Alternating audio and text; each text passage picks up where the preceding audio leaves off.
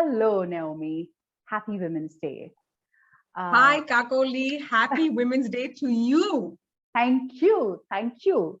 You know, one of the first things that strike me when I see you and I think of you is how gracefully you carry your mum crown, right? You wear the fragile crown with so much confidence, with so much poise. You own your role as mum so beautifully, and you role model it for so many of us. I want to be like you. That's the first thing that I think. Oh, I want to own my role as mum, like Naomi does. And I think that was the biggest contribution that I received from you. And before that, I struggled being this mum and having these lofty dreams. I used to feel guilty of everything, guilty of being a mother in the first place, uh, then guilty of taking the break that I did to raise my children, guilty of missing out on smoke breaks, guilty of missing out on drinks after work, guilty of even dreaming these big dreams of changing the world and taking up initiatives and projects that would change the world. So I used to feel guilty of everything. But now I own all of my dreams, right? I own my role as a mother, and I'm like, yeah, I've struggled when the kids were small. I still struggle. I may still struggle when they're growing, but that's okay. I'm a mom. I'm a mom in the world of business, and I can create all that I am intended to. So yeah, thank you for that. I just wanted to acknowledge. Oh gosh, thank you. I feel like it's so incredibly generous spirited of you to say those lovely things. Thank you. And yeah.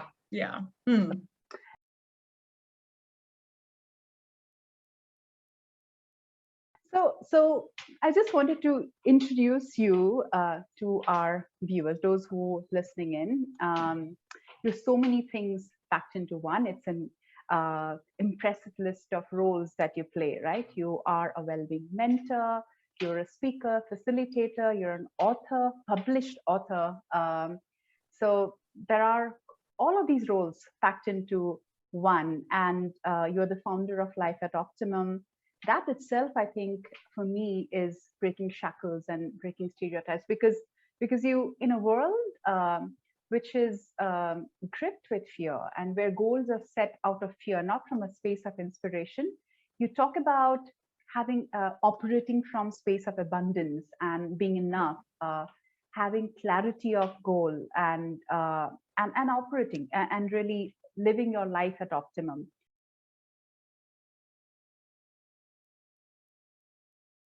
So the question that I wanted to ask you is, were you always clear of what life at optimum looked like for you? Were you always courageous? Did you think of being a well-being mentor? I mean, well-being was not a term which was very commonly spoken before. Now it is. To envision that you want to do your work in that area needs some clarity of thought. So yeah, my question to you would be that. I mean, how did you think of becoming who you are today? How did that happen? So yes, so I have to say that I did not have any clarity at all for the longest time. I didn't have any goals, and the fact that perhaps I've got so many things under my hat is because I was just so lost for a long number of years, right? And where I am, and all of that, this clarity, the mindset, the space, I've progressed towards that. And that's because life has been my teacher and experience has been my teacher. So it is only when I became a mom and I lost a sense of who I was that, yep, you're mother of three, so you would know how easily you could lose your sense of who you are, your identity, your womanliness. And that is when I understood that self-care is humongous, right? And it's paramount. It's paramount to us being connected to ourselves. That is when I realized that if we don't live for ourselves, and if we don't live in alignment with our desires, our needs, our wants, and I'm using desires and wants, I'm using these phrases very consciously, we wither away. because it just goes, it's a constant output, right? So that was the beginning. That was when I began to realize, oh gosh, self-care, identity, it matters. And that journey began from there. And it began in 2009 with my book. And it culminated in it being in life at Optimum and being a well-being mentor, because I think well-being is key. It's yeah. Yeah, it's interesting you mentioned, I mean, that the moment you mention you lose your sense of self, that's when like a lot of triggers everywhere, because so for me, I mean, like it was deconstruction of the idea of Kakoli. Like I no longer even knew which part belonged to me, which didn't. Yes. Total this deconstruction. But then I thought, how death is a creative process. You have to die to be born again. And and I thought, okay, now it's fine. I'm all shattered in pieces. Now I can really decide which pieces I can use to construct myself again. Except it's a painful death. And it's a long death. and yes, it's a long, slow death. And yes, we build back. But we build back with, and we have to build back losing the baggage of guilt, losing the baggage of societal expectations and values, and build back, bringing our what we value, right? Yeah. And it's quite a process. It's quite a process, but it's a process that I think a lot of women go through. Yeah. And I think finally, when it starts clicking into place, we become quite, shall I say, formidable. Yes. And I would totally, I find some of it in myself as well. I'm beginning to notice. Once I have, it seemed like a never-ending phase of. It was very tumultuous, and it still is in some form. And it seemed excruciating pain of losing myself. So now I have found beginning to find a lot of courage back in me again, and hopefully that continues and we become our full-blown versions.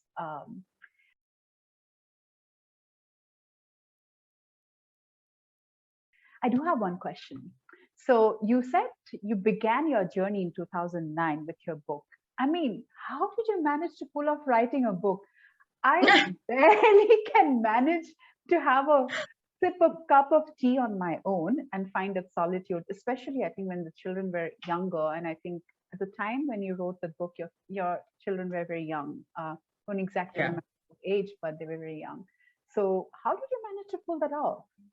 I began when my daughter was 6 months, actually. Okay. And it is because I was at about 6 to 7, 8 months, I was so tired of feeling like just a mom. Yeah. And this was because I was frustrated. Shall I say I was bored? This is nothing to do with love. The love is there in abundance, but the fact that we are multidimensional beings, and you're sort of suppressed and squeezed into this one role, it just wasn't working for me. And so I began to write as a way of expressing myself and as a way of occupying another space that was separate to my being a mom. So, it was so important to put on that writer's hat and just blog. And so I blogged about all the frustrations of being a mom and of feeling guilt and, wanting to have a drink and, while I was still breastfeeding and, oh my God. And I found that it resonated with women because I think these our struggles are all common. And so it is not that I found the time. It was integral. It was that was my way of fighting for myself. That was one way where I was connecting to myself in another way, in a way that was separate to my being a mother. I mean, just like how you are an artist, right? It takes you to another place. Yeah. And it's so important, So, so I began that because it was it was survival. I needed that. I needed to write. And it filled me up. As I wrote, I was able to, come forward and experience myself in a different way. Yeah. It was always like this, or almost like this urge flowing through you, wanting to be, the need was, it pulled you to it rather than you making space for it. I mean, you have to do it. Yeah. Just to experience myself in another format other than mother. It was very important to me. I mean, in some way, what you went, I mean, what you, I think, were able to make space for yourself when your daughter was 6 months is what I'm actually doing now after my oldest has turned 10. It late bloomer, but I But am. what a bloomer, late bloomer, but what a bloomer. Like, just look at you. Yeah. Yeah, so I can relate to it. It is healing for me. And somebody told me today that, oh, your LinkedIn post, I wanted to give some feedback, provide some feedback. I think it should be more concise so that more readers can engage with it, and they can also respond. My answer to that was, I write from this urge of writing. It is important that I express whatever I'm feeling right now. After that, I'll Yeah. begin to care about other things, but it is very important that I let it out of my system for now. So yeah, I can relate to that. How you wrote the book, how the book is cathartic for you. I mean, it is a culmination of all that you did to heal yourself as you were going through that space.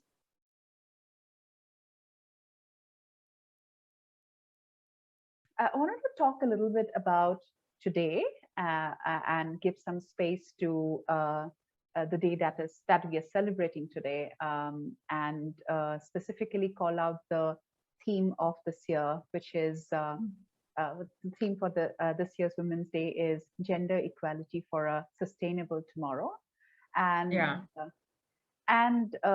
a big part of the discussion, I think, according to me, is also making it an equitable world uh, the role that women play as moms because of their biological uh, design, or even the role that women played across the years as the caregiver.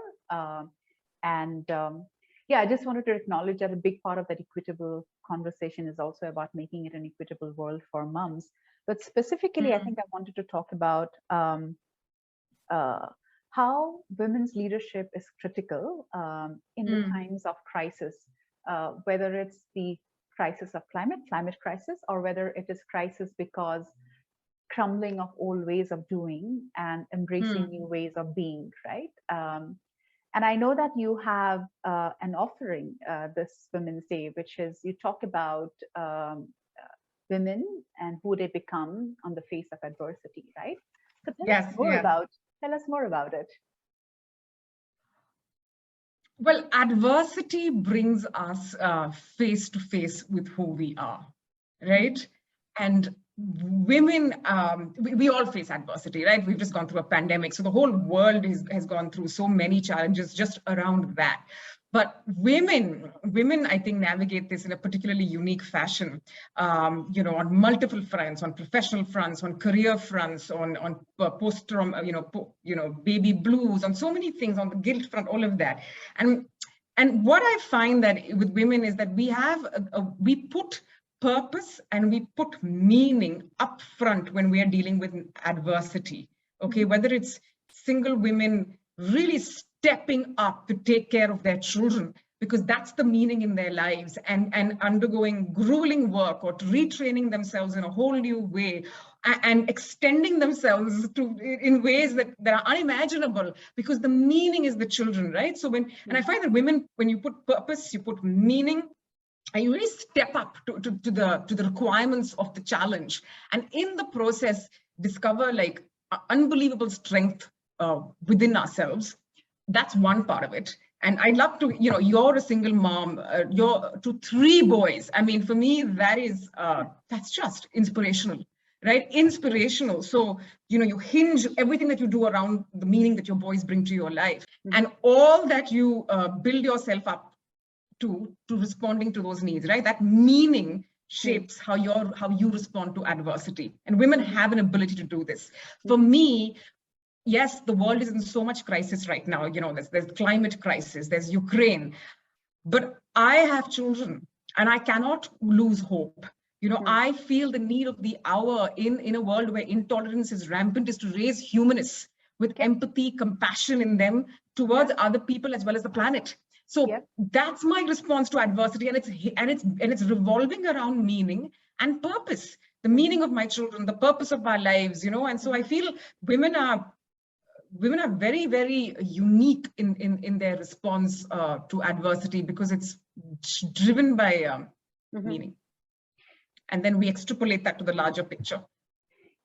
And something that I read, which can be used in connection here, is in the work of women's spirituality. It is said that the role that we played in the last century is not the role that is required of us as we move ahead to the next century. In the patriarchal society, childbearing was the #1 role that women played. But in this new world, women are leaders because of their whole nurturing and sense of sustenance that is inherent to women. So that's the kind of leadership that is required to heal the world. Yes, and empathetic leadership, right? Empathy has just come up as a huge requirement to good leadership, right? Thrown up by the pandemic and all of that. So you're right, the empathy, the listening, the collaboration. How are we going to live in a world of tolerance if we don't listen to one another and things like that? So I think women bring certain qualities to the table. Not that men don't possess them. Not to ditch, not to sort of, just all of that, but I think inherently there's this nature's attributes that a woman has that the world needs today to heal and to handle crisis and move to the next phase of looking forward.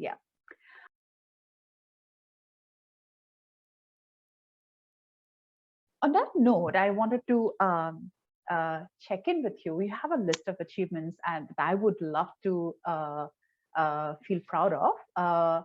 So I'm wondering which one of them stands out for you, like means a lot to you. And if you could also share, why does it mean so much to you? Yeah. So it's the one that is not written on the website or anywhere. It's deeply personal. It's out of everything, I am the proudest of the fact that when the pandemic first hit, I was alone in Pune with the children, and this was in 2019. And India went into that 21-week lockdown, and my husband was locked up in Hong Kong, so he couldn't access. We never saw him for 1 year, and I was alone with the children in Pune, 21 days. The world did not know what to make of Corona, and I was so, it was such a fearful time, and I had to move from Pune to Bangalore, and I spent 3 months just in this house with the kids, caring for them and feeding them and keeping their spirits up without sort of losing it myself. You're smiling. I think you've obviously done the same thing, right? I mean, if I had a choice, I would have just cried in the bathroom, which I did do. But this is what I'm saying: adversity, how we step up, right? In front of the children, I just had to keep my spirits up, and sweep and mop and do the bathrooms and stand in line for groceries and do all of it, right?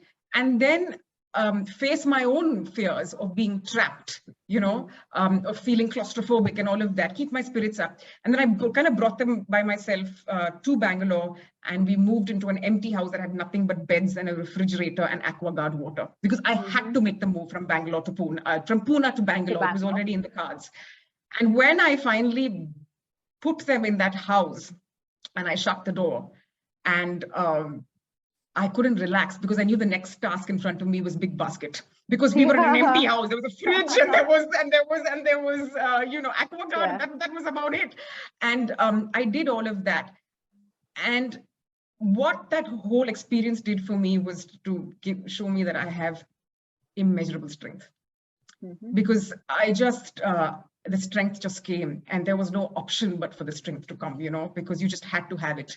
And it showed me that I was strong beyond what I had ever thought I could be.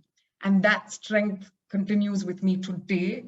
So I take it forward with me. I'm able to sort of leverage it, or in the dreams that I have, and whatever comes ahead of me now, I can face, because I know that I've got that ability. And so that is my biggest achievement, that I steer the children through the pandemic. And I'm just so proud of it, more than anything else. Because that was my moment of personal power. I think that was my moment of personal power. Like, I knew then that. This is like I got it. an example of woman on the face of adversity, right? Yes, and that moment when we know our personal power, it is so Hmm, important. And I never knew that I had it. hmm, But that experience, like yeah, I really thought, this is my power, yeah. and it was life-changing actually. So you've done this. It's a very common story. How many of us have done this, right? But for me, Yeah. it was very powerful. So here is the thing, right? Even to recognize it in us that, okay, we have this personal power and give credit to ourselves, I think requires growth. Some of us may Yes. still be doing it and we may be dismissing it because for whatever reasons, right? I think that's what I would take away from this conversation, right? One, to be able to Yeah. do it and understand this is because of my personal power. I Yes, have because been able to it's pull it not a off. Yeah, yeah. exactly it's not an easy thing, and it's who, if not you, then who else? And yes, you've got a mother of three kids, yes, you just got to do it. But no, every day that you do it, every day that you show up, and you dare to dream, you draw, you're an artist, you're a creative person, you're doing this on the side of everything. That is huge. That's Thank you. you. And it needs to be acknowledged. We need to know that, what, yeah, Yeah. we're so much. We are Yeah. so much. No more Thank you diminishing so of much. ourselves. Absolutely. Yes. Thank Yeah. you so much. I can feel the energy now in me, which is anyway so difficult to contain. I see the reflection here on this virtual room. Um, I wanted to ask you on your journey, um, did you have a strong role model in another woman? Do you have any women who were your inspiration, or even when you're going through your transformation? I'm calling it a transformation, but your journey of discovering yourself, was there someone who kind of steered your journey? Was there Mm. anyone like that? Well, I'm going to be very cliched and say it was my mom. She has really been my rock. And she said to me very early on, when I became a mother for the first time, she said, you must have your own life. Hmm. And she refused to let me feel guilty Hmm. for feeling like, that having a baby was not enough for me. Like there Hmm. was something wrong with me. She said, have your own life, Hmm. create your own joy that is Hmm. independent of your family and of your husband and all of that. You must have your own ecosystem. And she's very strong herself and fearless and all of that. So she's really shaped how I approach life. Hmm. Very positive, very Hmm. strong. Um, yeah, I've been very fortunate to have her as my mother. She is Hmm. really my mentor in many ways. Hmm. Yeah. Hmm. That's good to know. Your mother. In many ways, my mom. In fact, the first episode of this series is dedicated to her, because I see this resilience in her. She wrote this book called "How Cancer Made Me Smart." I'm like, where else do I need to look for inspiration? Here she is, right in front of Yeah. me. Yeah, I think Yes. Yes. Oh, that's phenomenal. Yes. Hmm. I Yes. I owe a little bit of, I mean, I sometimes wish, even if I have 10% of her resilience, I will make through life really well because I've seen her. So yeah, in a very Yes. cliched way, Yes. my mom also is my inspiration. Yes, but then because they're such strong women, we can never live up to them. That's the flip side. Yeah. It's like can never measure up. I can never measure up to my mom. Because I know I have had this conversation with you in on I think we were discussing something else. I know something. I know some the other side as well. It was about not measuring up to your mom, and I know about it. I was just about to ask, but then you brought it up yourself. I I brought it up because I finally released myself of it. I said, now, mom, this is who I am, imperfect, imperfectly perfect. And yeah, I'm never going to be as smart as you are, but I'm yeah, not bad. But she's such a, I wouldn't, she's such a joy and a source of strength like your mom is to you. yeah, And yeah, yeah. we're grateful for them. Yeah. Well, she's her, and you're you, the amazing you. Yes, So yeah, we are all in good as you place. are. Yes, Yes, yes, yes. yeah, yeah. I wanted to hear that.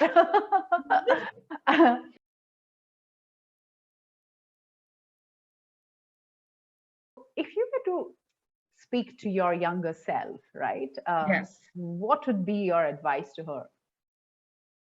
Oh gosh, yeah. Don't be afraid to look foolish and to ask questions.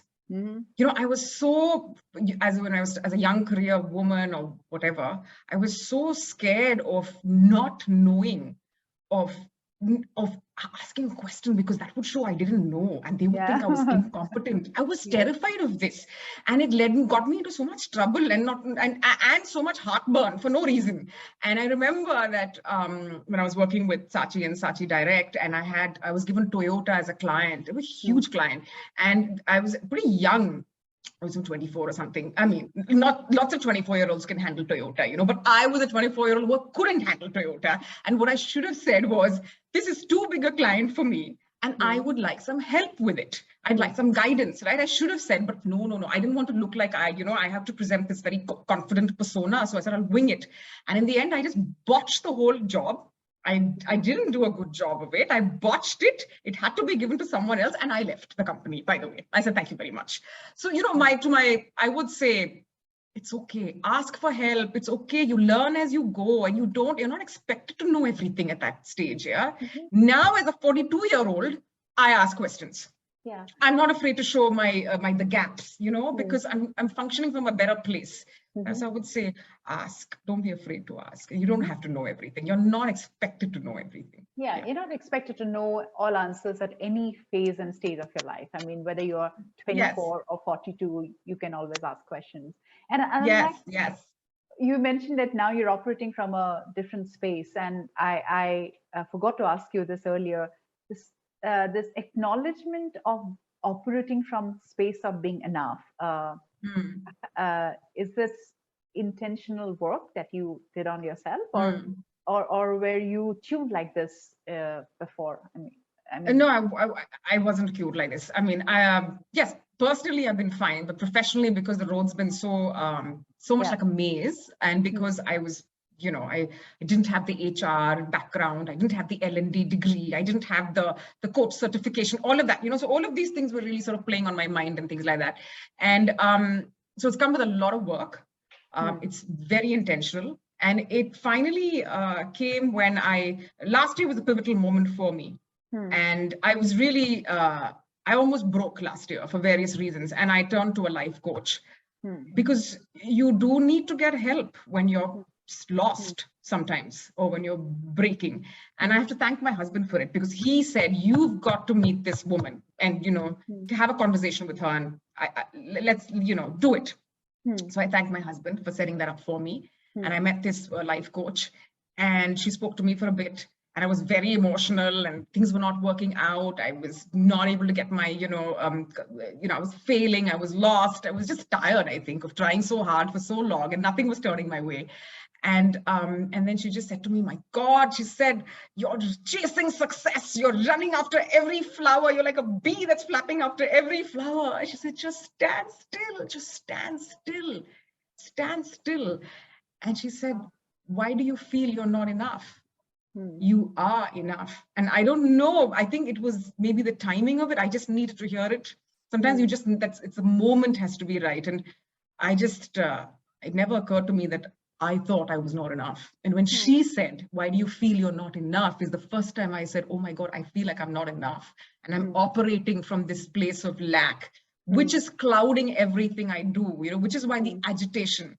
She said, stand still and walk, and stand still and be with your divine. And I thought that was the most beautiful thing anybody had ever said to me.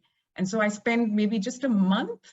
I just stood still, and I stood with my divine, and I walked, and I calmed down, and I acknowledged all that I was. And what you're saying, acknowledge what we do. I spent a good month acknowledging who I was. and I said to myself, I am enough. Like, I repeated it, because you don't wake up one morning and say, I am enough, and magically you're enough. It takes intentional work. You've got to be kind to yourself. You've got to do good things for yourself. You've got to have good people in your life who back you all the way. And it's watching your mindset, that every time it goes from that place of doubt and insecurity, you bring it back to that place of, no, but here I am. and Mhm. I am enough, and look at, all of that. So yeah, intentional work, that's That finally paid off. that metaphor was powerful though, like a bee running after all flowers, different flowers. I mean, Yes, yes, that's who yes. I Do you was though. identify? Does it resonate? Where- Pack so much in the day, pack so much in the day, Yeah. because I want to feel validated that I do all of these things. Yes. And then I still used to go to bed feeling so empty because I'm stretched thin doing And everything. exhausted. Yes. And Exhausted completely. we're seeking it from external sources. Yes, yes, And it's just such an endless search. So I think that whole yeah. turning inwards, for a good part of it, Hmm. and saying no, and look at the fulfillment instead. No, is Mhm. anyway, it was very powerful. So for Mhm. me, it was pivotal. Yeah. Uh, Hmm. because I have tried to do that work myself, it is not a very easy thing to do, achieve. Finding Yeah. that space of enoughness in you. It takes time, I guess. I'm still learning what you managed. All of us. Yes. Yeah. Yes. So yeah, I'm still learning because the critical voice is so strong. Hmm. Oh, you didn't do this, you didn't do that. So yeah, it takes time. Is that all that I wanted to say?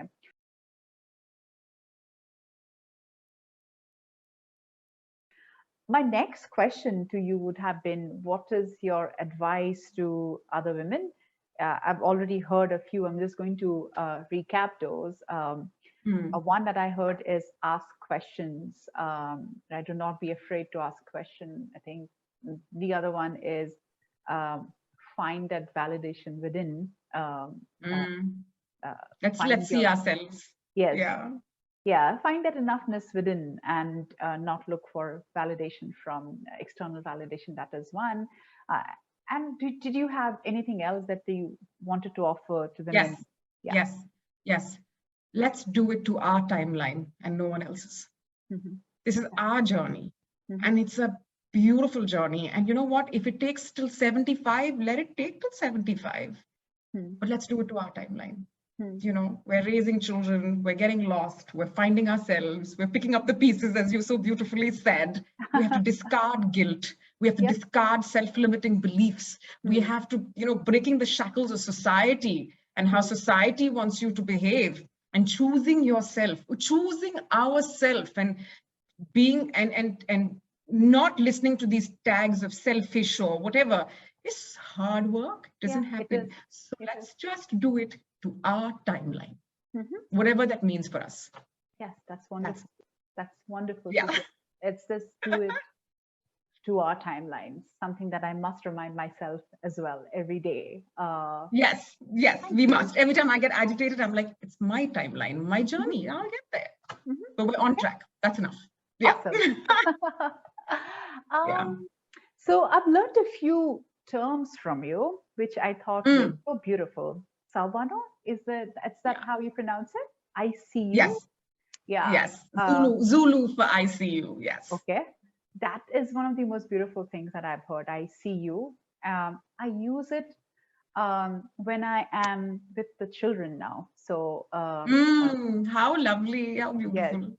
So especially when all back to school has started, and there is moments in the morning where they don't want to get up, and the tantrums has they have again restarted. I mean, they were always there, but now they're in the morning.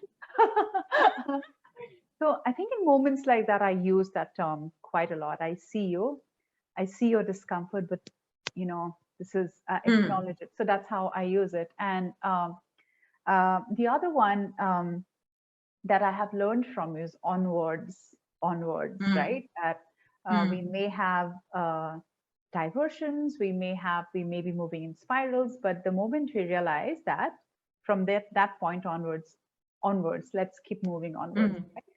mm. And I'm wondering, and now you also mentioned let's work to our timelines.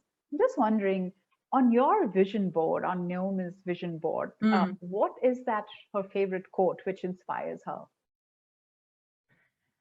As your days, so shall your strength be.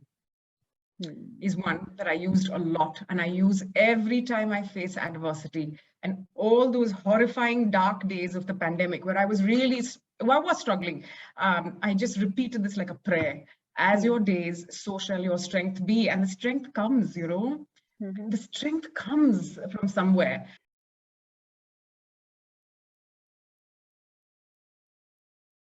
Our deepest fear is not that we are inadequate. Our deepest fear is that we are powerful beyond measure. We ask ourselves, yeah, who am I to be brilliant, gorgeous, talented, fabulous? Actually, who are you not to be? We were born to make manifest the glory of God that is within us. And as we let our own light shine, we unconsciously give other people permission to do the same. And I wanted to just acknowledge, as That you, is, yes, as you stand in your power, as I see your Instagram post, your LinkedIn videos, I find permission for myself to be the way I am. I found permission to wear this choker and match it with this pink t-shirt and carry it off. I love. Oh my God, that's so sweet. I'm just touched. I'm so touched to the core. And you inspire right back. And you know, I think we just need to inspire all of us, right? You know, you say that you were criticized, or you know, you were given feedback that your posts need to be contained, right? But I love that overflowing emotion, rawness of emotion. Your posts are very raw, and I think I love those. And so when I did my last post, believe it or not, I looked to yours for inspiration. I said, this is my telling of this, something that's so important to me. I'm going to just express it raw as it is. Yep. And I did Thank it. you. So here, you know, we just all got to, you know, celebrate each other. Yes, celebrate each other. And on that note, thank you for spending Women's Day with me. That was really, really lovely talking to you on topics which are very close to my heart. Thank you for being a part of this session, and wish you all the best for being you, standing in your power, standing tall and dazzling, scintillating as you do always. Oh gosh, thank you. I had a marvelous time, and this is my pet topic. So thank you for having me, Kakoli. It was lovely. Thank you so much. Thank you so much.